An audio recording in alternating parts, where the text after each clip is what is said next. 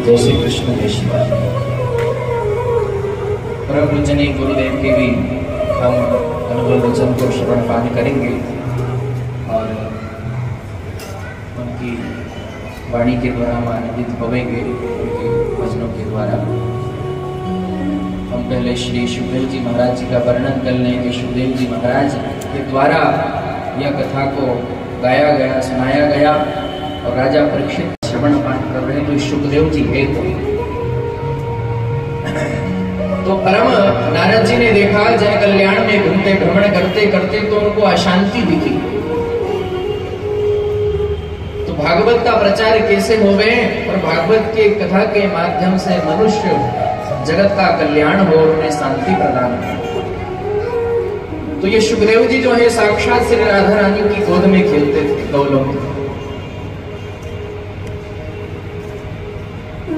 संत नारद जी की लीला है। कल भी कहा था कि ना रद्द, जिनका बात और काम आज तक कोई रद्द नहीं कर पाया हो, जो ठान ले वो करके छोड़ते हैं। तो भागवत धर्म का प्रचार होना चाहिए और यहाँ केवल धर्म का प्रचार कौन सकता है, इसका प्रथम अधिकारी कौन है श्रीमद् भागवत कथा को सुनाने का? तो बोले वहां तो केवल सुखदेव है, व्यास पुत्र सुखदेव, वही भागवत कथा को सुना सकते हैं। तो उनका प्राकट्य कैसे होना चाहिए, इस भूमि पर, इस धरा पर वो कैसा लाया जाए सुखदेव जी को? तो संत नारद जी ने अपनी लीला को करा क्या कि सीधे कहां पहुंच गए? कैलाश पर्वत पर भगवान सांब सदाशिव विराजित थे माता पार्वती के साथ। कि यहाँ काम मेरा केवल एक ही कर सकते हैं, वो है भगवान बोले भंडारी सदाशिव और माता पार्वती। संत नारद जी पहुंचे सीधे कैलाश पे और माता पार्वती को देखा, एक दूसरे को प्रणाम करा और भोले बाबा जो है अपने इष्ट के ध्यान में मग्न हैं, राम के कृष्ण के, उनका भजन कर रहे थे, समाधि में थे। संत नारद जी ने अपनी लीला को प्रारंभ करा। अब देखो एक भाव यहाँ भी है कि लीला में देखे तो संत नारद जी नहीं, भगवान शिव और पार्वती का विवाह कराया।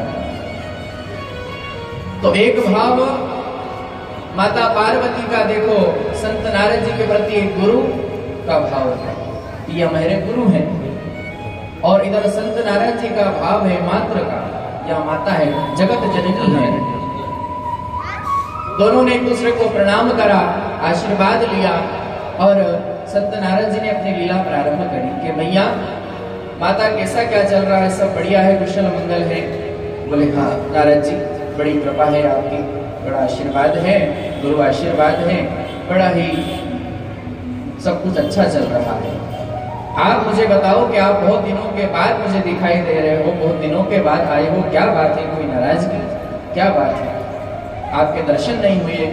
बोले क्या करें माता, जब आपकी याद आई, बोले बाबा की और आपकी, तो हम चले आए। बोले अच्छी बात है, आपने बड़ी कृपा करी, बड़ा आशीर्वाद लिया। बोले आप सुनाओ। संत नारद जी ने कहा कि आपका बीच में कैसा प्रेम है, कैसा क्या चल रहा है? माता ने कहा कि नारद जी का मत पूछो गुरुदेव, बड़ा ही आनंद है, बड़ा ही प्रेम है हम दोनों में, भोले बाबा में और मुझ में। संत नारद जी ने प्रेम की बात सुनी तो कहा देखो भैया अच्छी बात है, मैं तो यही आशीर्वाद देता हूँ कि आपका प्रेम दिन दुगना रात चौगुना हमेशा बढ़ता रहे। लेकिन मैं संसार सागर में भ्रमण करते देखता हूँ आ रहा हूँ, मुझे कहीं प्रेम दिखाई नहीं दे रहा है, हमेशा सबके अंदर कपट छल छिद्र भरा हुआ है, ये प्रेम तो मुझे नजर आ ही नहीं रहा है किसी के अंदर। माता ने कहा कि नहीं, हमारे अंदर तो बहुत प्रेम है, कोई कपट नहीं, कोई छल नहीं, कोई छिद्र नहीं। देखो अभी जो भोले बाबा जो भगवान के भजन में बैठे हैं ना, तो समाधि में कुछ समय के बाद जब समाधि में पूर्ण होकर जब भगवान का भजन करके आएंगे तो आज मुझे यह भी बता देंगे कि मैंने आज दर्शन किनका करा, मैंने किनसे बात करी और किनका भजन करा, मैंने राम का करा कि कृष्ण का करा, किनसे मैंने वार्तालाप करी, किनका भजन करा। यहाँ तक कि गोपनीयम गोपनीयम गोपनीयम प्रयत्नतः, गुरु मंत्र हमेशा गोपनीय रखना चाहिए। हमेशा उसे गोपनीय रखना चाहिए, किसी को बताना नहीं चाहिए गुरु मंत्र। यहाँ तक की बात कर रहे हो कि हमारे अंदर हमारे बीच में तो इतना प्रेम है कि जो गुरु मंत्र उन्हें मिला गया है, वहां भी मुझे बता दिया कि आज मुझे ये गुरु मंत्र मिला है, मैं उनका भजन कर रहा था, वो गुरु मंत्र की माला को जप रहा था।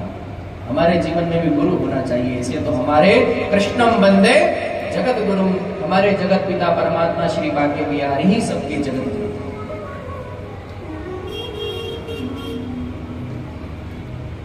तो हमारे अंदर हमारे बीच में इतना प्रेम है, कभी कुछ नहीं छुपा है। संत नारद जी बड़े प्रसन्न, बोले ठीक भैया ठीक, अच्छी बात है, आपका प्रेम इसी तरह बढ़ता रहे। संत नारद जी ने अपनी लीला की। अब देखो संत नारद जी कैसे हैं कि वो बिगड़े काम को बना भी देते हैं और जो काम अच्छा बना हुआ है उसको बिगाड़ भी देते हैं। उनका नाम ही नारद है, उनका काम ही कहते हैं ना नारद विद्या, जो इधर एक उधर लगाए वो नारद। तो नारद जी को इधर की बात उधर करना था, अब जो काम बिगाड़ना था, अब कैसे सुखदेव जी का प्राकट्य हो गए या उन्हें लीला करना, ये तो लीला है प्रभु की। तो नारद जिनकी बात कोई रद्द ना कर पाए और एक बात जो बोल दे वो बात साची और सब मान लेते हैं, ऐसी बात बनाकर बोलते हैं नारद जी। नारद जी ने कहा कि माता आपसे एक बात पूछूं? बोले हाँ। आप बोल रहे हो कि प्रेम अति है? बोले हाँ बहुत ज्यादा प्रेम है। तो मैं आपसे एक बात पूछना चाहता हूँ कि जो भोले बाबा ने, भोले भंडारी ने जो अपने गले में जो मुंड माला धारण किए हुए हैं, इसमें आखिर को मुंड किसके लगे हैं, आपको आज तक बतलाया उन्होंने? माता ने जैसे ये बात को सुना, गले में जो मुंड माला है वहां तो पहने हुए हैं, लेकिन आज तक मुझे नहीं बतलाया कि उसमें मुंड किसके लगे हैं। अब भड़काना था, केवल बात पकड़ना था। माता के मुख से ये बात निकली कि मुंडमाला सदैव 24 घंटे मेरे साथ में रहते हैं, मेरे साथ भजन पूजन सब कुछ करते हैं, यहाँ पर विराजते हैं, समाधि में रहते हैं और एक भी बात मुझसे कुछ भी नहीं छुपाते। लेकिन ये बात तो सच्ची है नारद जी, आपने मेरी आज आंखें खोल दी कि जो सदैव 24 घंटे मेरे साथ रहते हुए गले में मुंड माला धारण किए हुए हैं, उसमें मुंड किसके लगे हैं, मुझे आज तक ये बात उन्होंने नहीं बतलाई। संत नारद जी ने जैसे ही मैया के मुख से बात को सुना कि आपको नहीं बतलाया, तो संत नारद जी कहने लगे कि माँ अभी तो आप बोल रही थी कि मुझसे आज तक एक बात नहीं छुपाई और आपके बीच में प्रेम तो रहा नहीं है। आप प्रेम की बात करती तो कहाँ प्रेम है आपके बीच में? प्रेम में तो बोलता है सब कुछ बता दिया जाता है। तो मुंड किसके लगे आपको नहीं बतलाया, तो मतलब आपके बीच में प्रेम है नहीं। बोले बाबा आपसे प्रेम करते ही नहीं है। अब संत नारद जी ने आग लगाने का काम भड़का दिया मैया को कि एक दो बात इधर से उधर लगाकर, और मैया भड़क गई कि बात तो साची है, आज आने दो इन्हें समाधि में से उठकर, आज इन्हें बताऊंगी, बात नहीं करूंगी और आज सारी बात जो है पूरी सामने लाकर रख दूंगी कि ये इसमें जो 24 घंटे मेरे साथ रहते, भजन करते, गले में जो मुंडमाला धारण की उसमें मुंड किसके लगे मुझे आज तक नहीं बतलाया। और जो है माता पार्वती उठ गई और गोप भवन में चली गई। गोप भवन में जाकर रूढ़कर सारे जो वस्त्र है वो निकाल दिए, मलिन वस्त्र जो है। गोप भवन यानी जब पहले स्त्रियां रूठती थी अपने पति से तो गोप भवन में जाकर बैठ जाती थी, तो पति अपने आप समझ जाते थे कि आज कुछ न कुछ बात है, हमारी पत्नी रूठ गई है। तो गोप भवन बना था, तो गोप भवन में जाकर बैठ गई। बोले बाबा भगवान समाधि में जो थे भजन में, वहां उठे और उठकर सामने आए। अब इधर नारद जी ने अपनी लीला करी, अपना काम दिखाया, जाने लगे तो बाला भगवान भोले बाबा से भेंट हो गई। वो भी उठ गए थे भजन करके, मिले, दोनों एक दूसरे को प्रणाम करा। भोले बाबा ने कहा कि नारद जी बहुत दिनों के बाद आए, वो क्या बात है? बोले बस आपका आशीर्वाद लेना था, आपका दर्शन हो गया, मैया से मिल लिए और इतना ही काफी है मेरे लिए, आपका दर्शन, आपका आशीर्वाद ही। एक दूसरे को प्रणाम करा और प्रणाम करने के बाद कहने लगे कि अब मैं चलूं, और संत नारद जी जाने लगे। भोले बाबा से कह गए जाते जाते कि मैया आपको अंदर याद कर रही है। भोले बाबा ने कहा कि जब तुम आए हो तो जरूर याद करती होगी, जब तुम आए हो तो जरूर याद करती होगी। ठीक है, अंदर गए, देखा तो पार्वती को भवन में बैठी, बोले बाबा सब कुछ समझ गए, नारद जी आए थे, कुछ न कुछ बात जरूर है। गए पास में, बोले क्या बात है देवी, आज आपको भवन में आकर बैठ गई हो, क्या बात है, क्या नाराजगी हमसे, क्या उदासी है, क्या बात ऐसी हो गई, हमने आपसे ऐसी क्या बात छुपा दी, आपसे हमारा अधिक प्रेम है और आपको भवन में आकर बैठ गई। आज हम आपको प्रभु की लीला को सुनाते, आज हमने श्री राम का भजन करा है, श्री कृष्ण का स्मरण करा है, उनकी झांकी का दर्शन करा है, बड़ी सुंदर लीला थी परमात्मा की, आज श्री राम की, श्री माँ के बिहारी की हम आपको सुनाते और आपको भवन में आकर बैठ गई, क्या बात है। बोले आप हमसे बात मत करिए, हम आपसे बहुत गुस्सा है, बहुत नाराजगी है। बोले क्यों? बोले आप हमसे प्रेम नहीं करते हो, बोले आप हमसे प्रेम नहीं करते हो, दिखावा करते हो केवल। बोले क्यों? हम तो आपसे अधिक प्रेम करते हैं पार्वती। बोले नहीं, अगर प्रेम करते ना तो मुझसे कुछ बात नहीं छुपाते। बोले मैंने आपसे ऐसी कौन सी बात छुपा ली, आप मुझे बताओगी जरा। बोले वो तो अच्छा हुआ संत नारद जी जो आए और मेरी आंखें खुल गए, तो मुझे आज तक कुछ पता ही नहीं चलता। बोले ऐसी कौन सी आंख खुल गए आपकी जो आपको भवन में आना पड़ा और आप मुझसे रूट कर आकर यहाँ बैठ गई, मुझे भी तो जरा बतलाओ। सारी बात बतलाई कि देखो मुझसे आप बहुत झूठ बोलते हो, मुझसे प्रेम नहीं करते हो, प्रेम करते ना तो बड़ा भाव प्रकट करा कि आपने जो गले में जो मुंडमाला धारण किए हुए हो, तो आखिर को आज तक आपने मुझे क्यों नहीं बतलाया कि इसमें मुंड किसके लगे हुए हैं। बोले बाबा ने जब बात को सुना बड़े प्रसन्न हो गए, हंस दिए। बोले देवी ये बात, बोले मुंड किसके लगे, आप मुझे इसलिए मुझसे नाराज हो और आप बोलती हो कि हम आपसे प्रेम नहीं करते, तो यही तो प्रेम का एक प्रतीक दिखाई दे रहा है कि हम आपको बताएं कि इसमें मुंड किसके लगे हैं। कि जब जब आपने अपने शरीर को आपने छोड़ा है, आपकी याद में हमने एक एक करके आपके मुंड हैं ये माला में पहनो लिए हैं। हमेशा आपकी याद बनी रहे, आपका स्मरण हमेशा हम करते रहे, यही तो हम दोनों का प्रेम है। मैं माता ने जैसे ही बात को सुना कि आपने हमारी याद में एक एक करके जब हमने शरीर को छोड़ा, तो आपने याद में जो है गले में माला बना ली, उसे धारण कर लिया। मैया अब तो नाराज हो गई। बोले हम तो और आपसे भी नाराज हैं। बोले क्यों, ऐसा क्या हुआ, क्या बात हो गई। बोले अब तो आप महाकपटी निकले, अभी तक कपटी थे अब महाकपटी हो गए। बोले कैसे। बोले ऐसा क्या है कि जो मुझे बार बार शरीर छोड़ना पड़ता है और आप हमेशा अजर अमर हो, मुझे क्यों शरीर छोड़ना पड़ता है। बोले बाबा ने जब माता पार्वती के मुख से बात को सुना तो कहा देवी ये अजर अमर कथा, मैंने अजर अमर कथा सुन रखी है, जो प्रभु की बड़ी सुंदर लीला है, कृष्ण की बड़ी सुंदर लीला है, श्रीमद् भागवत कथा को मैंने सुन रखा है। मुख से सुना तो माता पार्वती ने कहा कि प्रभु आप भी मुझे वो लीला को सुनाइए, मेरी बहुत मन की इच्छा है कि वो लीला को सुनूं। अब कैलाश पर्वत पर भगवान शाम सदाशिव विराजित हो गए व्यासपीठ पर, और सामने श्रोता के रूप में पार्वती जी बैठ गई। सारे कथा के नियम बतलाए कि जब तक कथा चलेगी आपको ओम ओम का उच्चारण करना है, हम नेत्र बंद करके आपको कथा सुनाएंगे, हमें पता चलता रहे कि आप कथा सुन रही हो, और एक हमारा अनुष्ठान भी पूर्ण हो जाए। आप ओम नमो भगवते वासुदेवाय ओम ओम का उच्चारण करते रहना। माता ने कहा कि ठीक है। अब देखो हमने कथा में भी कहा था कि जब निद्रा देवी जरूर आती है, माता पार्वती की खुद नींद लग गई, तो आप हम कौन हैं। कथा सुनते सुनते माता पार्वती की नींद लग गई। भोले बाबा कथा सुना रहे थे, माता पार्वती कथा में सो गई।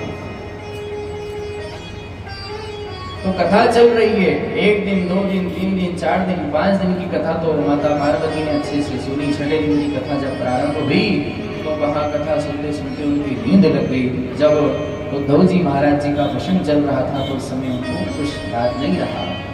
अब ओम ओम का उच्चारण करते करते करते अब देखो जब कथा प्रारंभ हुई तो भोले बाबा ने डमरू बजाया, तो वहां पर जितने भी जीव जंतु इत्यादि सब कुछ वहां थे, वहां से सब भाग गए। लेकिन वहां पर कौन था, एक शुक और पक्षिणी दोनों वहां तोते विराजित थे जोड़े से। अब उस पक्षिणी ने अंडा दिया। अब देखो अंडा तो उड़ नहीं सकता। अब जो शुक और पक्षी दोनों प्राणी हैं जो पति पत्नी के रूप में वहां पर विराजते थे, वो वहां से उड़ गए, चले गए, डमरू की आवाज से सुनाई देती आती। अब वो अंडा वहां पर पड़ा हुआ शुक और पक्षी था। अब क्या हुआ कि उस समय वहां पर कुछ हवा चली, बर्फीली हवा चली और वह अंडा जो पड़ा हुआ था वह गिर गया, फूट गया। अब फूटने से वो अलग अलग हो गया, उसके दो टुकड़े हो गए। अब जो भोले बाबा माता पार्वती को कथा सुना रहे थे, अजर अमर कथा, श्रीमद् भागवत कथा, अब वो कथा के प्रभाव से जो अंडा फूटा पड़ा हुआ है वो एक दिन की कथा के प्रभाव से वो अंडा जुड़ गया, जो शुक्र और पक्षिणी का जो अंडा था। दूसरे दिन की कथा के प्रभाव से उसमें जीव का प्रादुर्भाव हो गया। तीसरे दिन की कथा से वहां अंडा फूट गया और उसमें छोटा सा नन्हा सा एक पक्षी निकलकर बाहर आ गया, शुक्र।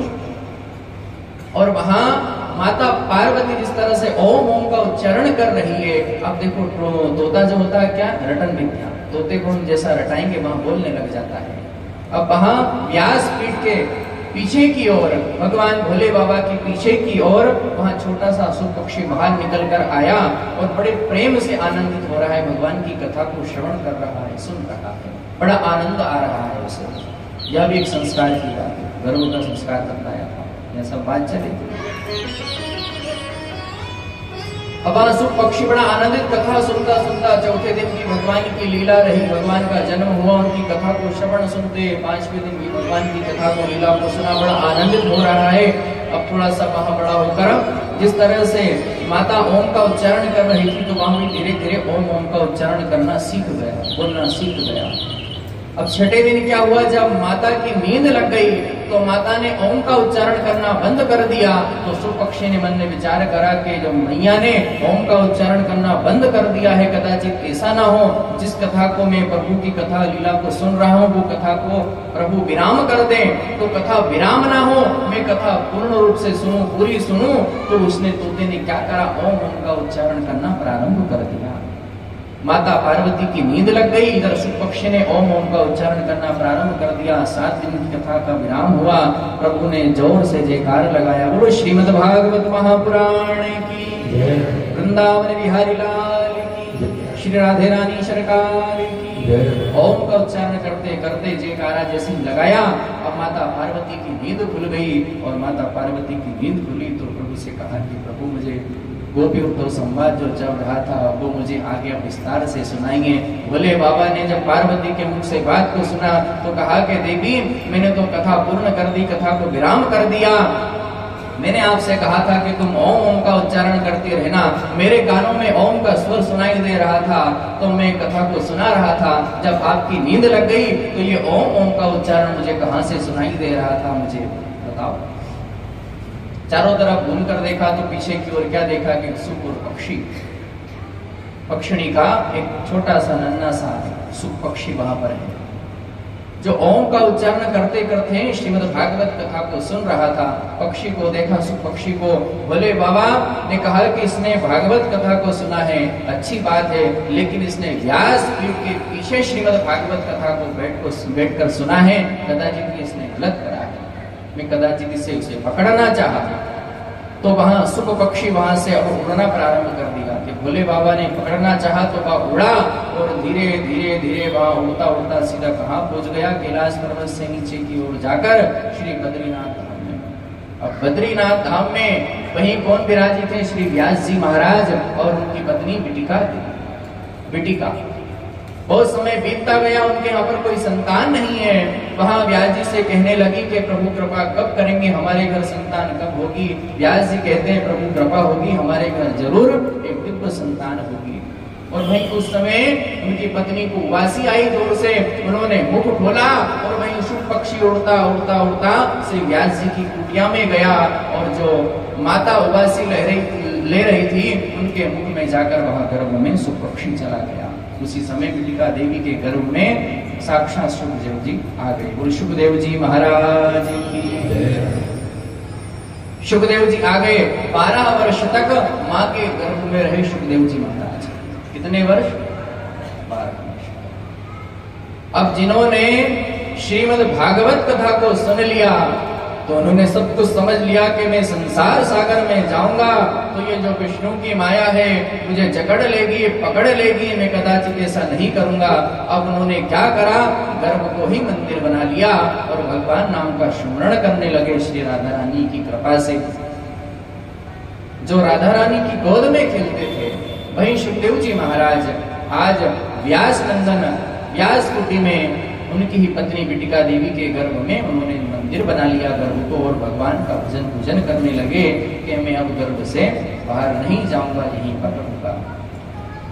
व्यास पत्नी ने कहा कि सुनो, मेरे गर्भ से जो है वेद मंत्र ध्वनि सुनाई दे रही है, ढोलक मृदंग झांझ आरती इत्यादि भागवत के श्लोक मुझे सुनाई देते हैं, तो मेरे गर्भ में ऐसी संतान कौन है, तुम जरा मुझे बतलाओ क्या करें। जब फिर अब परम आदरणीय श्री व्यास जी महाराज ने गर्भ से प्रार्थना करी कि आप जो भी हैं बाहर की ओर आए और हमें आप दर्शन दें, तो वहीं गर्भ से आवाज आई कि मैं बाहर नहीं आऊंगा पिताजी, जो विष्णु की माया है मुझे जकड़ लेगी, मैं इस प्रपंच में नहीं पढ़ना चाहता। तो व्यास जी ने कहा कि जब आप बाहर आओगे, हम आपसे बोलते हैं कि आपको विष्णु की माया नहीं जकड़ेगी, उस समय विष्णु की माया वही स्तब्ध में कर दूंगा। तो सुखदेव जी महाराज पिताजी की बात मानकर 12 वर्ष के बाद मैया के गर्भ से बाहर आए, और वहां कदाचित क्षणिक भर भी सुखदेव जी महाराज श्री व्यास जी और उनकी पत्नी जो माता पिता हैं उनके पास नहीं रहे, क्योंकि उन्होंने श्रीमद् भागवत कथा को सुन रखा था और वहां से सीधे वन की ओर चल दिए कि वहां जाकर भगवान का भजन करेंगे। ये जो विष्णु की माया है इसमें कोई आनंद नहीं है, आनंद तो केवल प्रभु की लीला में है, प्रभु की कथा में है, उनके आनंद है। तो ऐसी लीला भगवान की परम आनंदित लीला, उनकी कथा का श्रवण पान ईश्वरधाम वृंदावन में श्री राधा रानी की कृपा से आप हम सभी लोग कर रहे हैं। पितरों के आशीर्वाद से परमात्मा से यही प्रार्थना बारंबार कि प्रभु आपकी छत्र छाया बनी रहे, आपका आशीर्वाद हमें मिलता रहे, राधा रानी की कृपा मिलती रहे, और राधा रानी की छत्र छाया उनकी गोद में हम भी खेलते रहें, और उनका जो हाथ है हमारे सिर पर सदैव आशीर्वाद ऐसा बना रहे। यही ठाकुर से श्री राधा रानी से हम आशीर्वाद प्रदान करेंगे, कथा को विराम करेंगे। और पूज्यनी महाराज जी हमारे बीच में विराजित हैं, उनके मुखारबिंद से हम सभी लोग कुछ भजन और प्रभु की लीला का कथा का श्रवण पान करेंगे। हमारे आइए श्री राधा रानी का भगवान नाम का स्मरण करें, उसके बाद श्रीमद् भागवत कथा को विराम और परम पूजनीय गुरुदेव की कथा को और उनकी वाणी को सुनेंगे और आनंदित होंगे। बोलो श्री बांके बिहारी लाल की जय, श्री राधे रानी सरकार की जय। मेरे सिर पर हाथ रख दो राधा रानी, मेरे सिर पर हाथ रख दो राधा रानी, मेरे सिर पर हाथ रख दो राधा रानी, मेरे सिर पर हाथ रख दो राधा रानी। राधा रानी है महारानी, राधा रानी है महारानी, राधा रानी है महारानी, राधा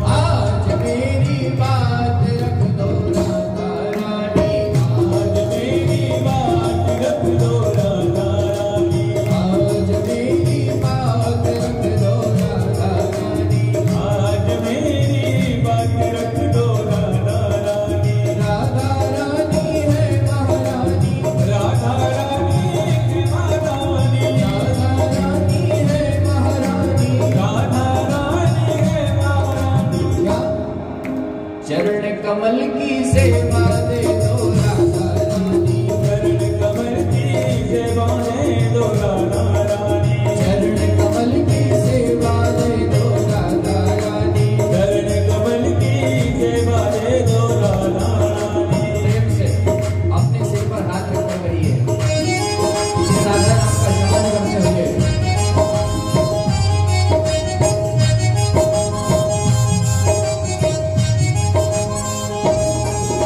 क्या आप बोलिए, मेरे सिर पर हाथ रख दो राधा रानी, मेरे सिर पर हाथ रख दो राधा रानी, मेरे सिर पर हाथ रख दो राधा रानी, मेरे सिर पर हाथ रख दो राधा रानी है महारानी, राधा रानी है महारानी, राधा रानी है महारानी, राधा रानी है महारानी। मेरे सिर पर हाथ रख दो राधा रानी, ओ मेरे सिर पर हाथ रख दो राधा रानी, मेरे सिर पर हाथ रख दो राधा रानी। ओ मेरे सिर पर हाथ रख दो राधा रानी। राधे रानी सरकार की, जय। श्री वृंदावन बिहारी लाल की, जय। श्रीमद् भागवत महापुराण की, जय। श्री व्यास जी महाराज की, जय। श्री सुखदेव भगवान की, जय। साधु संत महात्माओं की, जय। जय जय श्री राधे, जय जय श्री राधे, जय जय श्री राधे। श्रीमद् भागवत कथा विराम। परम पूज्य गुरुदेव के मुखारविंद से आप हम सभी लोग कथा का श्रवण पान करेंगे और उनको सुनेंगे कुछ समय। परम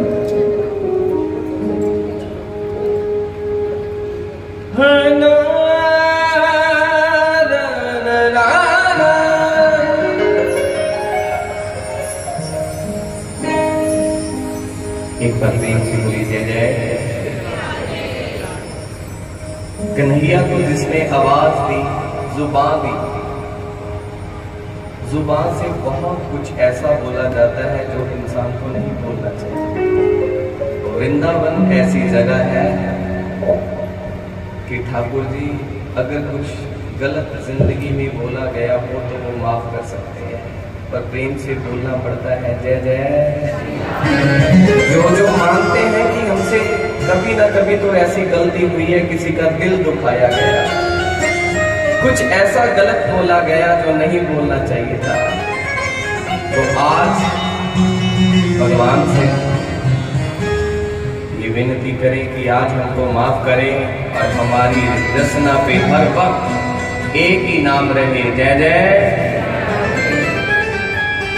कभी गुस्सा आया तो परिवार में ऐसे लफ्ज बोल दिए, कभी गुस्सा आया तो संसार में ऐसे लफ्ज बोल दिए।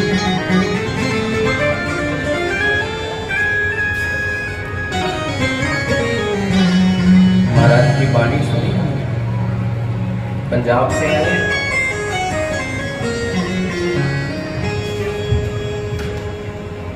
जो कानों की तरफ से हृदय में चला रहे उसको भगवान का नाम बोलते हैं। और सबसे बड़ा भगवान आपकी जिंदगी में कौन? सबसे बड़ा भगवान आपकी जिंदगी में आपके माता पिता हैं। जो इंसान अपनी माता पिता की सेवा ना कर सके, वो चाहे वृंदावन में हो, बरसाने में हो, अन्य भगवान की किसी भी जगह पे चले जाओ, उसको कभी भी सुख और शांति नहीं मिल सकती। और जो इंसान अपने माँ बाप को रोज उठ के प्रणाम करता है, वो कहीं जाए ना जाए सुख उसके पीछे दौड़ता रहता है।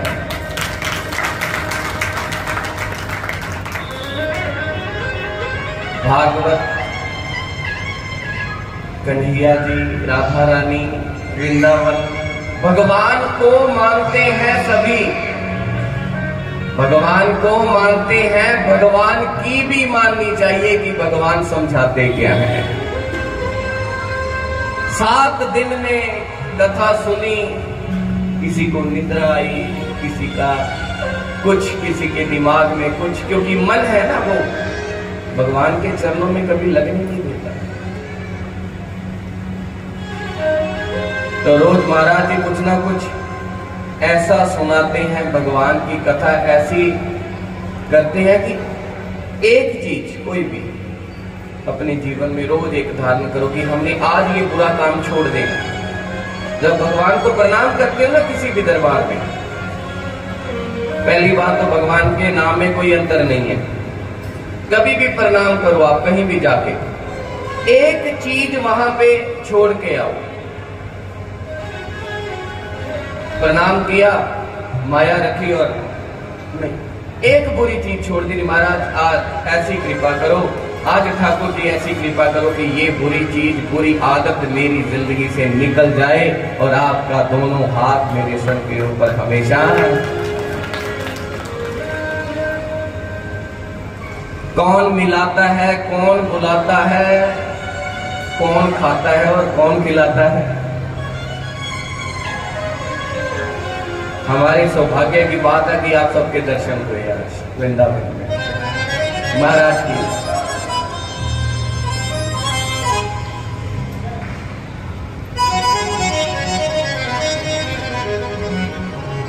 बस आज एक चीज सीख के जानिए कि सुबह उठ के कुछ करो ना करो, अपनी माँ बाप को प्रणाम जरूर करना है रोज सुबह उठ के। कई बोलते हैं कि महाराज अगर माँ बाप दुनिया से चले गए तो प्यार दिल से होना चाहिए। इंसान मुख से कुछ और बोलता है और दिल में कुछ और रखता है, और जो इंसान दिल में रखता है भगवान उसको लेके लिख देते हैं, भाई इसका ये रिजल्ट है, इसको दे दो। जय जय, आपकी आवाज आई ना, जय जय। जिसको जुबान दी और जुबान तंदुरुस्त है बोलो जय जय। ऐसे जब कभी किसी के घर में कभी भी कोई झगड़ा होता तो बड़ी एक ने ऊंची आवाज, दूसरी ने और ऊंची, तीसरी ने और ऊंची, ना ना मेरा नाम मैं ये कर दूंगा। भगवान के लिए भी ऐसा होना चाहिए, वृंदावन आए तो सबसे ऊंची आवाज मेरी होगी, जय जय जय जय। क्योंकि वृंदावन सिर्फ पागल आ सकते हैं। वृंदावन में बुलाया सिर्फ पागलों को जाता है। जो समझदार व्यक्ति होगा वो वृंदावन कभी नहीं आएगा। कौन कौन पागल आए आज? तो जो सबसे बड़ा ज्यादा पागल है वो सबसे ज्यादा ऊंचा हाथ उठा के बोलेगा जय जय। ऐसे बड़ा अच्छा लगता है मेरे को जब आवाज देते हो ना। हम पंजाब से आए हैं तो पंजाबी जब बोलते हैं तो वाह क्या बात है। तो मेरे को आज लगे कहां से हमारा ये सब महाकाल जयकारा शेरा वाली दा।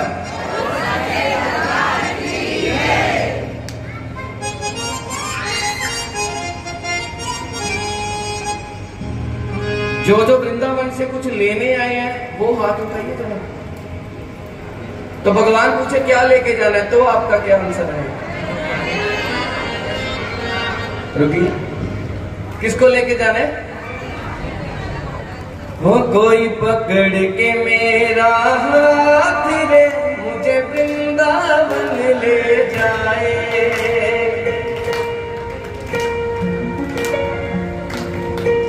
अगर वृंदावन आज आए हो तो कुछ ना कुछ लेके जाना है। किसको लेके जाना है? कन्हैया पकड़ लो हाथ हाथों में।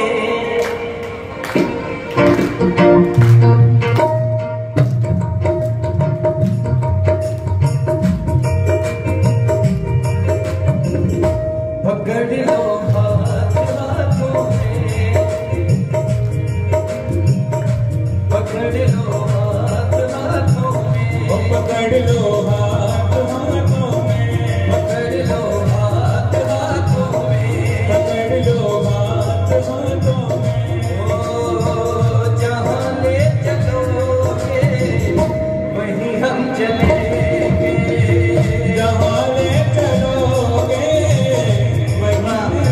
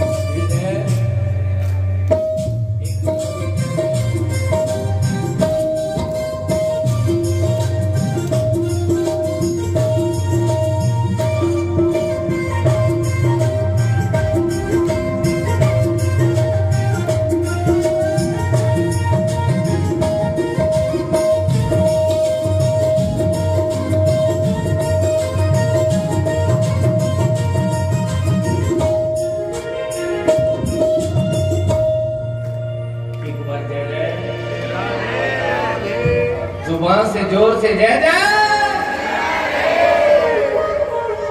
पागल कभी भी कम नहीं बोलते, धीरे नहीं बोलते, जय जय जय जय। बैठ जाइए।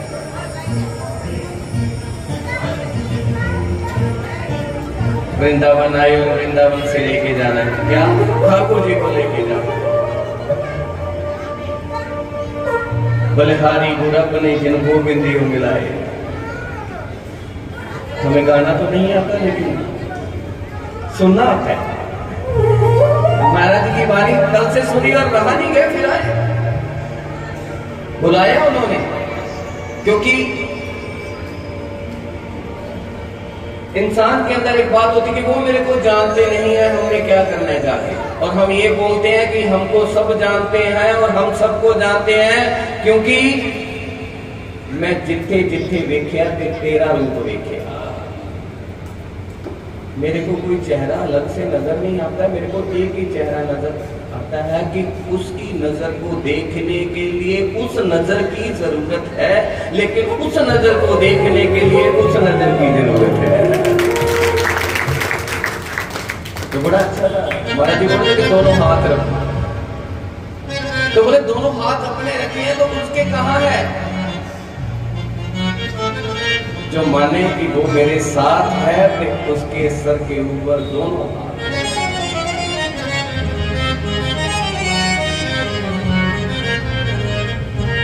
ये मेरी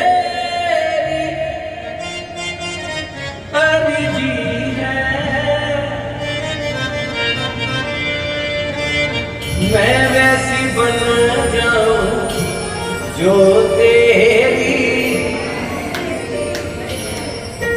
किस किस ने उसकी मर्जी के साथ बनना है? वो बोलेगा कल को सारा कुछ छोड़ के वृंदावन रहना, किसी के साथ नहीं वापस जाना, उज्जैन वापस नहीं जाना, यहीं रहना, कौन कौन रहेगा? ऐसा लगता है बेटा नहीं रहा जाता। हाँ, किसी न किसी के भाग्य ऐसे होते जिसको रात को स्वप्न में भी आया और सब कुछ छोड़ के वृंदावन आ गया। कन्हैया कुछ करना कर, आज ऐसा जरूर कर दे कि हमारी किस्मत में भी ऐसा स्वप्न आए और हम सब कुछ छोड़ के तेरे वृंदावन। तो एक बार मेरे साथ बोलिए, जो जो चाहते हैं कि उनके जैसा उनकी मर्जी के साथ ये मेरी अर्जी है, मैं वैसी बन जाऊं जो तेरी।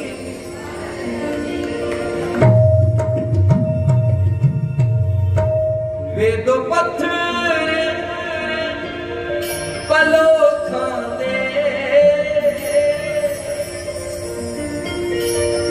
एक गाना मैनू प्यार कर दे, दिल सड़ देने लोकां दे। यह मेरी मर्जी है, ये मेरी मर्जी है,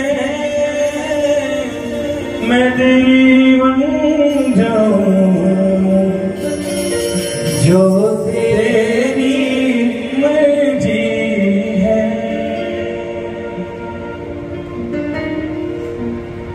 वो मेरे सिर पर ताना रख दो अपने दोनों। किस किस ने चाहा है? कौन कौन चाहता है? वो उठा के हाथ वाले।